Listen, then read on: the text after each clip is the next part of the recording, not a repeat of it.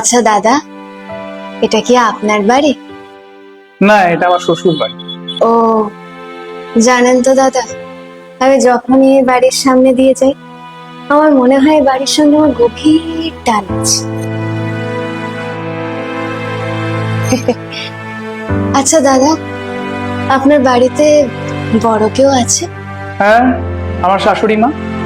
একবার তাকে ডাকুন না দাদা, হতেই পারে তার আমায় দেখে কিছু মনে পড়লো, বা আমারও তাকে দেখার পর কিছু মনে পড়ে।